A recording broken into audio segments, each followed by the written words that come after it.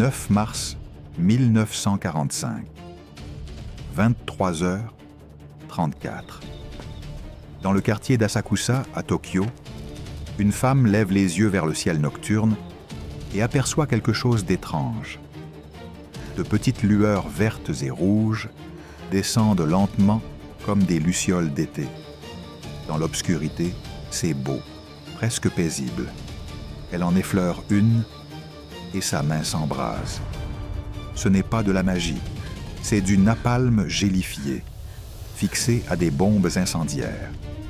Dans les 6 minutes qui suivent, 1665 tonnes de feu vont s'abattre sur la ville la plus densément peuplée du monde, transformant 40 et 1 km² en un enfer bien réel. Un enfer qui tuera, en une seule nuit, plus de personnes que n'importe quel autre raid aérien de toute l'histoire de l'humanité. Voici l'histoire de l'opération Meeting House, la nuit la plus meurtrière de la Seconde Guerre mondiale. Avant de commencer, dis-moi en commentaire, savais-tu que cette attaque a fait plus de morts qu'Hiroshima? Connaissais-tu l'existence de cette opération? Qu'est-ce que tu sais, toi, des bombardements incendiaires sur le Japon? Acte 1. Le problème japonais. Février 1945. Les États-Unis font face à un énorme problème, le Japon. Depuis 3 ans, l'US Army Air Force bombarde l'archipel depuis des bases toujours plus proches, en essayant de reproduire la recette qui a marché en Allemagne. Des bombardements de précision à haute altitude, en plein jour, pour détruire usines, raffineries et centres industriels. Sauf que rien ne fonctionne. Les B-29 Superfortress sont les machines volantes les plus avancées jamais construites. Chaque appareil coûte $600 000, 3 fois plus qu'un B-17, et peut voler à 33 000 pieds en emportant 9 tonnes de bombes sur 5 000 km. Ce sont des forteresses volantes, 12 mitrailleuses de calibre 50 et des systèmes de visée informatisés révolutionnaires pour l'époque. Sur le papier, ils devraient être dévastateurs. Au-dessus du Japon, ils deviennent surtout des échecs ruineux. Le général Haywood Hansell Jr. commande le 21e Bomber Command depuis les Mariannes en appliquant la doctrine du bombardement stratégique de précision. Voler haut, bombarder les usines de jour avec des explosifs et démolir la capacité industrielle japonaise. Impeccable en théorie, impossible en pratique pour 3 raisons. D'abord, la météo. Le Japon en hiver est un cauchemar. Le jet stream, le courant jet, passe directement au-dessus des îles à 30 000 pieds avec des vents de 200 à 250 miles à l'heure. Les B-29 tentent de bombarder en volant à 30 000 pieds dans ce monstre. Le vent les pousse littéralement de côté pendant qu'ils essaient de tenir la formation. Les bombardiers visent minutieusement avec leur système sophistiqué. Mais au moment du largage, le vent emporte les bombes à des kilomètres. Celles destinées à une usine de moteurs finissent dans des rizières, à 5 km. La précision, fondement entier de la stratégie, n'existe tout simplement pas. Ensuite, les nuages. Pendant des mois, des couches épaisses recouvrent le Japon. Les bombardiers parcourent 2500 km depuis les Mariannes, brûlent un carburant précieux pour découvrir une cible totalement invisible sous un plafond nuageux dense. Ils rentrent avec leurs bombes, après avoir gaspillé carburant et temps, et après avoir risqué des équipages pour rien. Et cela arrive dans 70% des missions. Enfin, les moteurs Wright Air 3350, brillants sur le plan théorique, désastreux sur le plan mécanique. Ce sont les moteurs les plus puissants jamais installés sur des bombardiers, mais ils surchauffent constamment, surtout à pleine puissance en altitude. Ils prennent feu en plein vol. Et quand un radial 18 cylindres s'embrase sur un avion rempli de carburant et de bombes, la suite est prévisible. Une boule de feu qui tombe de 30 000 pieds. Les Iminupam, équipages, redoutent davantage leur propre moteur que les chasseurs japonais. Et les Japonais, eux, n'attendent pas passivement. Ils disposent d'environ 375 chasseurs pour défendre les îles principales. A6M0, Ki-43 Oscar, Ki-61 Tony et le nouveau Ki-84 Frank, réellement dangereux. Même en infériorité numérique et à court de carburant, ils restent létaux, surtout contre les bombardiers endommagés qui décrochent de la formation. Les chiffres résument l'échec. En janvier 1945, le 21 Bomber Command effectue 236 sorties contre Tokyo.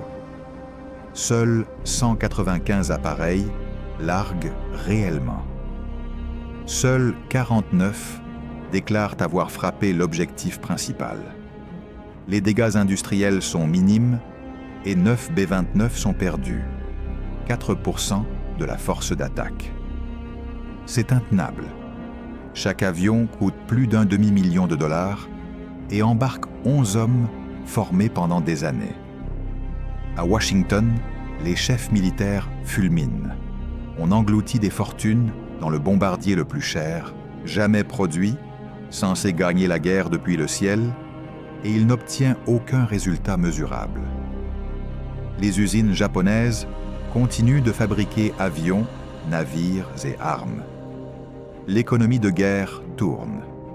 Le Japon ne montre aucun signe de reddition. Le 20 janvier 1945, Hansel reçoit un télégramme.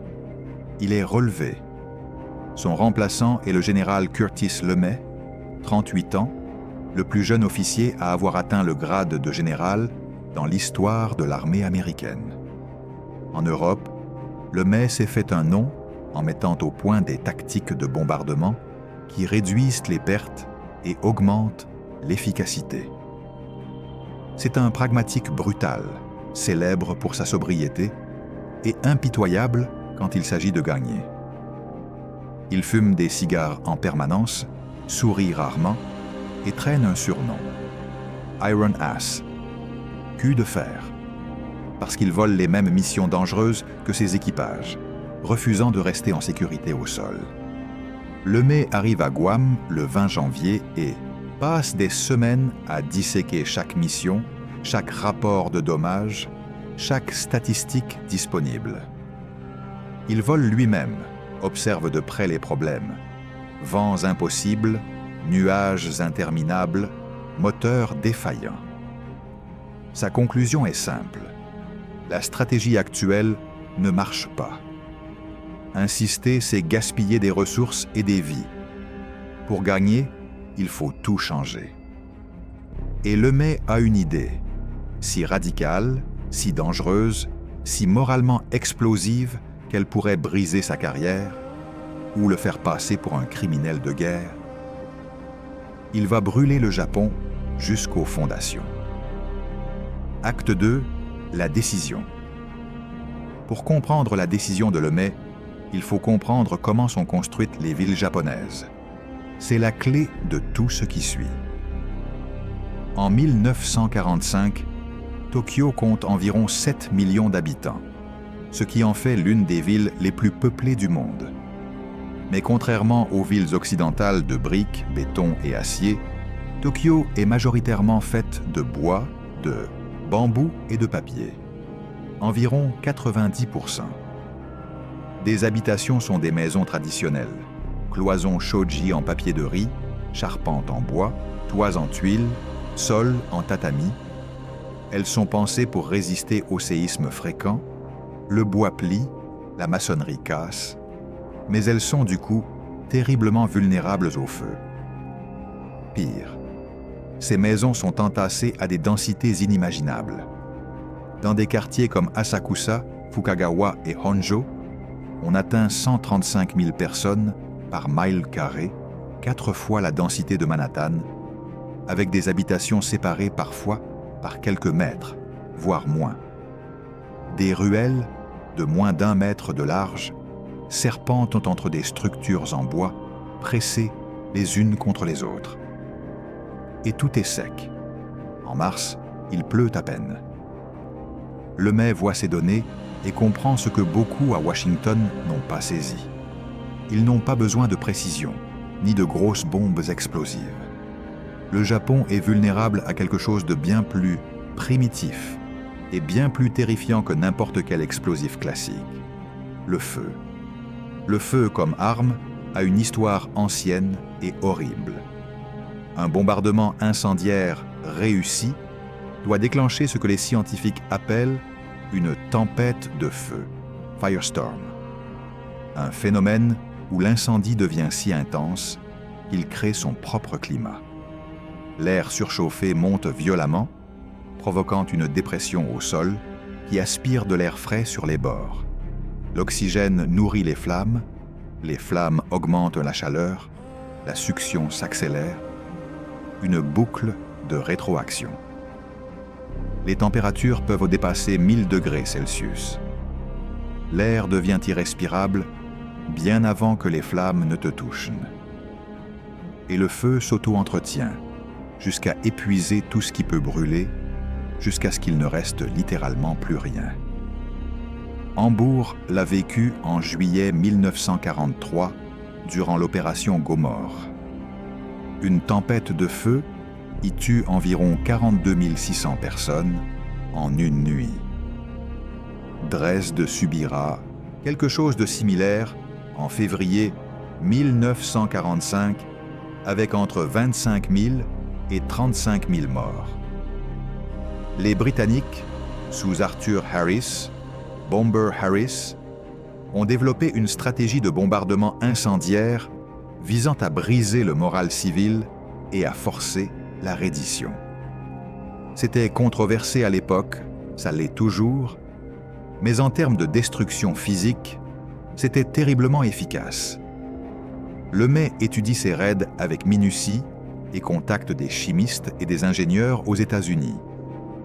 Qu'est-ce qui brûle le mieux? Les structures japonaises en bois. Réponse: le napalm, récemment développé, de l'essence gélifiée avec des acides spéciaux transformés en substances collantes qui s'accrochent à tout et brûlent à environ 1000 degrés Celsius pendant 15 minutes. Mélangé à du magnésium et du phosphore blanc, cela devient l'incendiaire le plus efficace jamais conçu. Les bombes s'appellent M69, conditionnées en grappe, 38 petites bombes dans un conteneur E46 qui s'ouvre vers 2500 pieds et disperse les charges sur une large zone.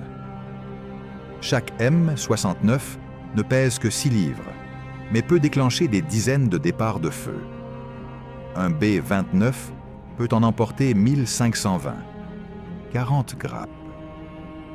Si Lemay envoie 300 B29, cela signifie 456 000 bombes incendiaires individuelles tombant sur une zone concentrée en quelques minutes. Les calculs laissent entendre qu'une tempête de feu est pratiquement garantie si les conditions sont bonnes. Mais il reste un immense problème tactique. Si les B29 perdent en efficacité, ce n'est pas seulement à cause de la météo. Voler à 30 000 pieds coûte énormément de carburant et les rend vulnérables d'une autre manière. Lemay fait ses comptes et réalise ceci. S'ils volent bas, disons entre 5 000 et 7 000 pieds, les B29 pourront emporter jusqu'à 3 fois plus de bombes car ils consommeront moins de carburant à grimper. Voler bas offre un autre avantage. À cette altitude, le courant jet n'est plus un facteur et la visée redevient raisonnablement possible. Les nuages bas ne masquent pas forcément l'objectif.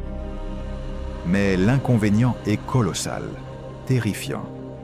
À 7000 pieds, ils deviennent vulnérables à toute la DCA japonaise qui peine à atteindre efficacement 30 000 pieds, mais peut les hacher menus à basse altitude. Et Lemay propose alors la mesure la plus radicale. Retirer quasiment toutes les armes défensives des B-29, sauf la tourelle de queue, pour alléger l'avion et emporter encore plus d'incendiaires. Ses officiers pensent qu'il a perdu la tête. Envoyer des bombardiers à 600 000 $, volés bas et relativement lentement au-dessus du Japon, presque sans défense, avec pour seule protection un mitrailleur arrière. C'est de la folie en apparence. Sauf que Lemay a tout calculé froidement. Les chasseurs japonais ont du mal à opérer de nuit. Entraînement nocturne limité, interception radar insuffisante, carburant rationné au point qu'ils peinent à maintenir des patrouilles. Une attaque de nuit, à basse altitude, avec des bombardiers désarmés mais saturés d'incendiaires. Selon lui, les pertes resteront acceptables, tandis que les dégâts seront catastrophiques. Reste le gouffre moral, que Lemay reconnaît intérieurement, mais qu'il n'expose pas publiquement. Bombarder Tokyo avec des incendiaires signifie tuer des civils en masse, parce que l'industrie japonaise repose largement sur une production dispersée, au cœur même des quartiers d'habitation, de petits ateliers, des pièces fabriquées à domicile, des chaînes de sous-traitance intégrées au tissu résidentiel. On ne peut pas viser uniquement le militaire avec un feu qui se propage hors de contrôle dans une zone urbaine surpeuplée. Ce sera du bombardement de zone, sans ambiguïté, conçu pour casser la capacité industrielle en détruisant la ville elle-même. Le 8 mars, Lemay réunit ses commandants et annonce la mission. 325 B-29 attaqueront Tokyo cette nuit-là, volant entre 5000 et 7000 pieds, quasi sans armement défensif, chargés uniquement de M69. L'objectif principal, un rectangle de 41 km² à l'est de Tokyo, couvrant Asakusa, Honjo et Fukagawa, là où vivent environ 750 000 personnes, dans la densité urbaine la plus élevée de la planète. Les équipages sont horrifiés. On leur ordonne, en substance, des missions suicides, dans des bombardiers peu défendus, à une altitude où la DCA peut les pulvériser. Certains protestent, c'est envoyer leurs hommes à l'abattoir. Lemay reste inflexible. Si la mission échoue, il démissionnera, assumera tout. Mais il est persuadé que ça marchera, et qu'en abréguant la guerre, cela sauvera, à terme, davantage de vies américaines. À 17h34, le 9 mars, le premier B-29 décolle de Northfield à Guam, avec le général Thomas Power comme observateur, puis un autre, jusqu'à ce que 325 appareils s'arrachent du sol depuis Guam, Tinian et Saipan, un fleuve de bombardiers en route vers le Japon. Chaque avion emporte 6 à 8 tonnes de M69.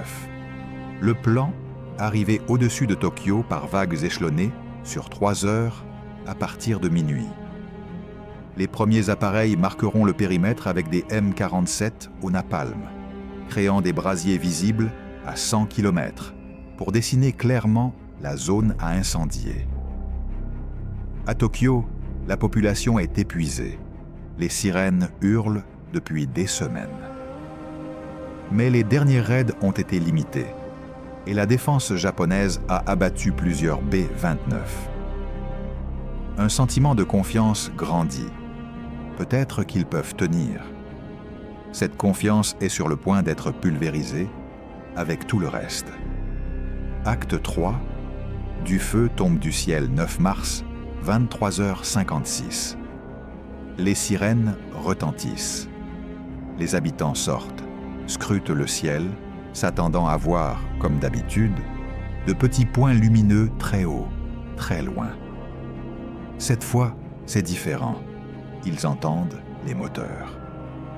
Ils les entendent vraiment. Un grondement bien plus proche, bien plus violent.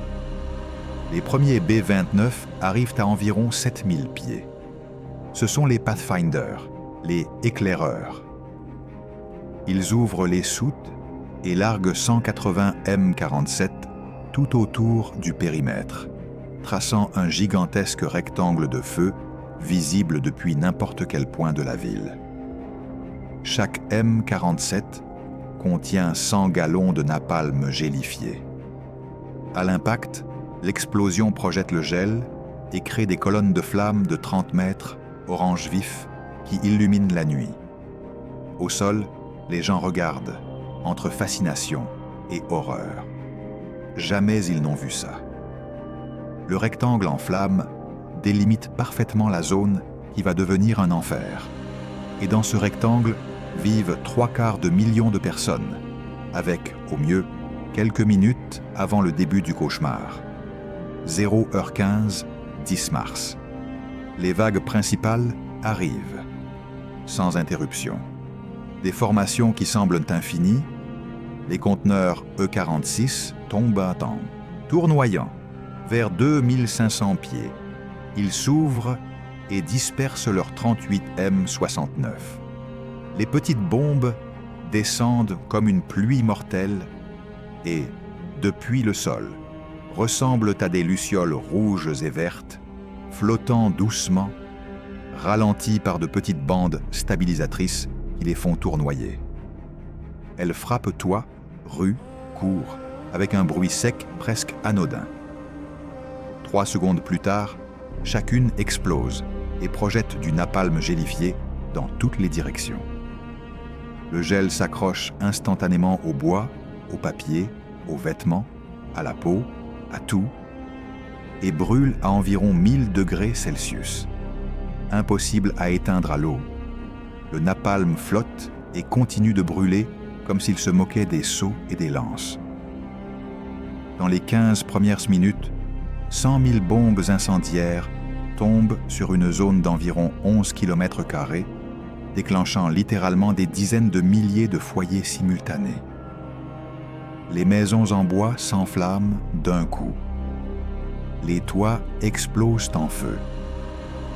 Les cloisons de papier se désintègrent. En quelques minutes, des quartiers entiers deviennent des torches. Mais l'horreur véritable ne fait que commencer. Les pompiers de Tokyo, c'est 8000 hommes et 900 camions. Ils tentent de combattre non pas un incendie, ni 10, mais 50 000 départs de feu en même temps. C'est mathématiquement impossible.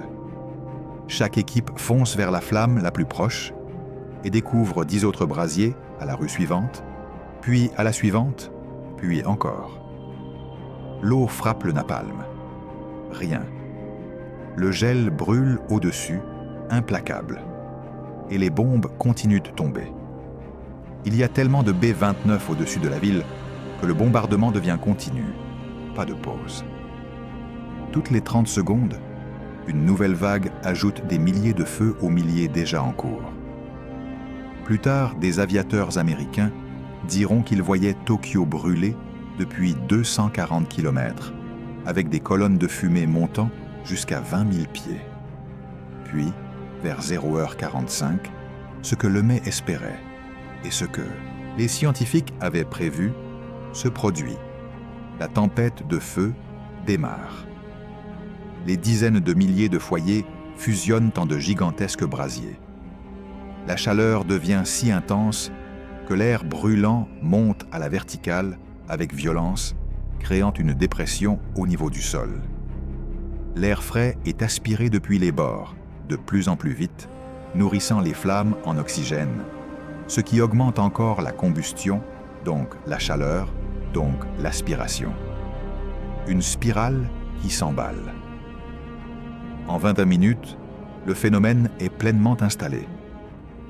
Sur les lisières de la zone, les habitants sentent un vent de plus en plus fort souffler vers le centre, là où le feu est le plus lumineux.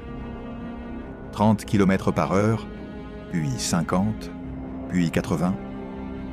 Le vent arrache les toits, renverse les charrettes, fait tomber ceux qui tentent de fuir. Les poteaux et lignes prennent feu sous l'effet du rayonnement.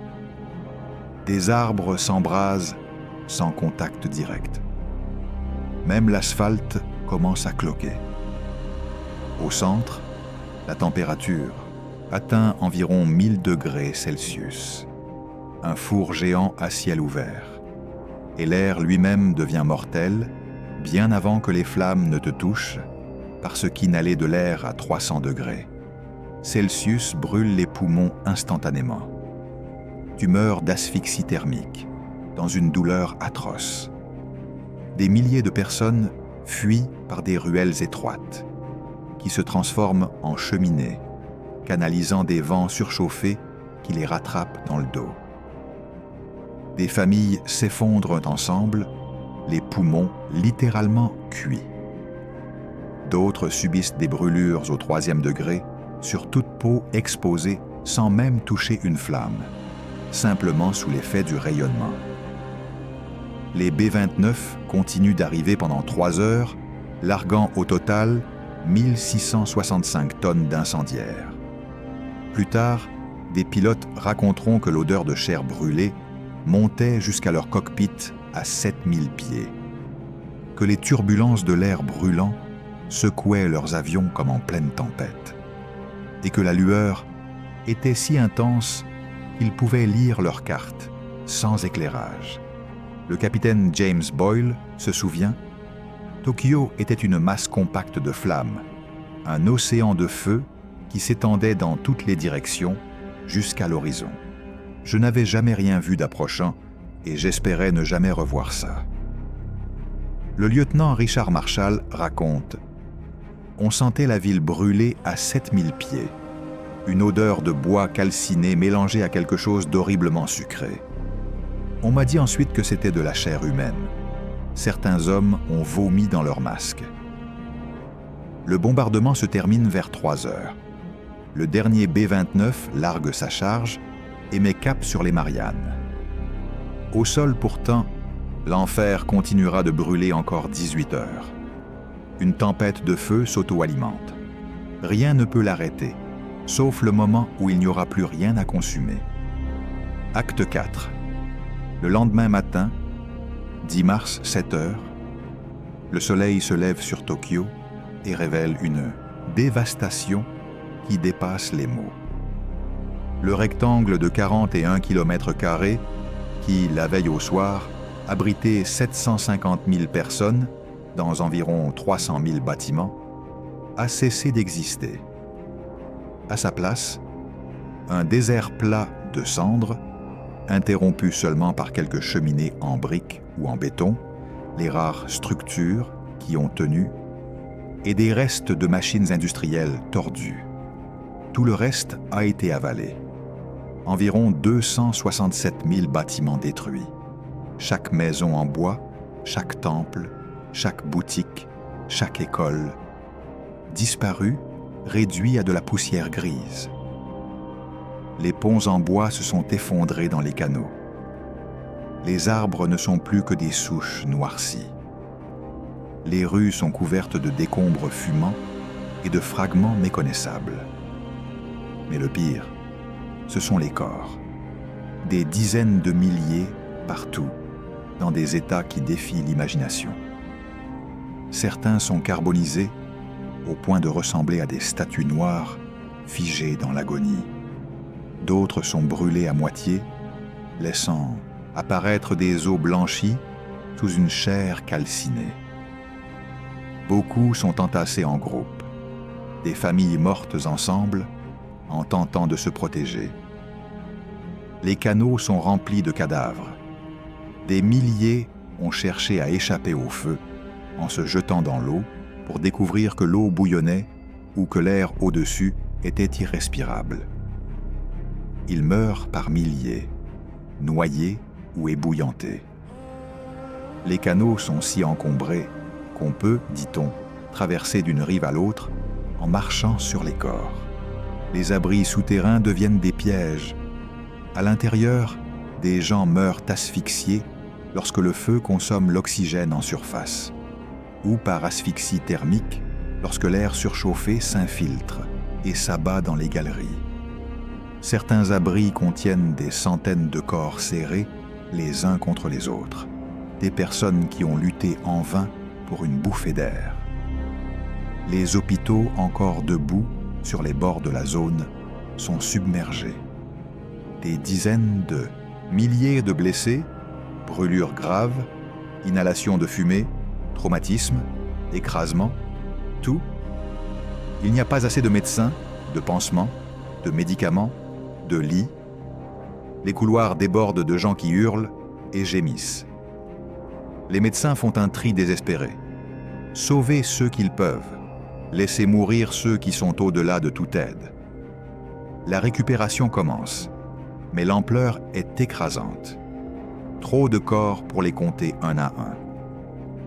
Des équipes empilent les cadavres en tas et les brûlent avec le bois des bâtiments détruits.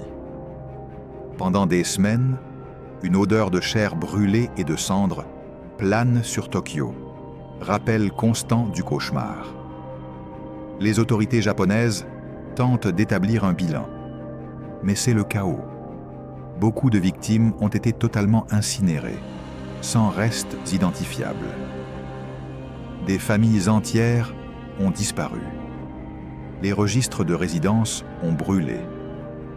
Le chiffre officiel final évoque 100 000 morts confirmés, mais des historiens estiment aujourd'hui entre 80 000 et 130 000 morts pour cette seule nuit, ce qui en fait l'attaque aérienne la plus meurtrière de l'histoire, devant Hiroshima, environ 70 000 morts le 6 août, et Nagasaki, environ 40 000 morts le 9 août.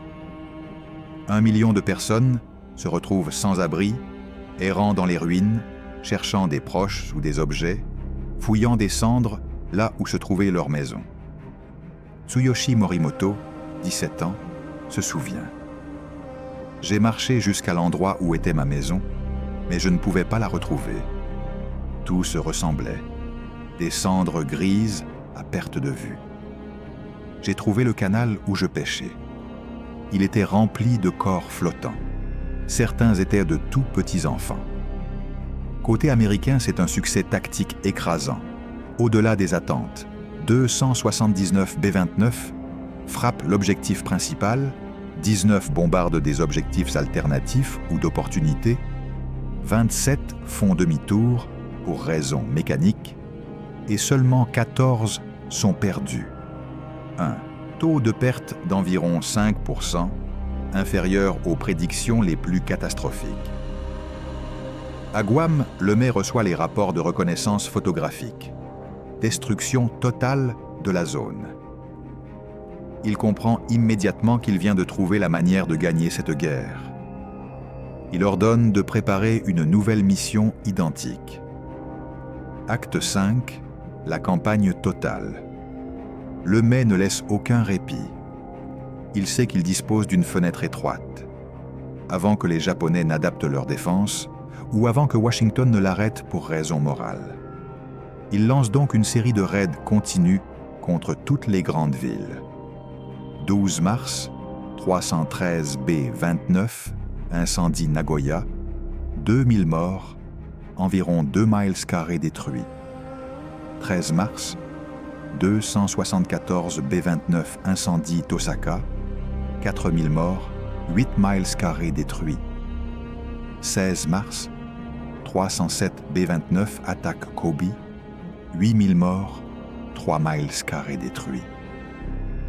18 mars, 290 B-29 frappent à nouveau Nagoya, détruisant encore 3 miles carrés.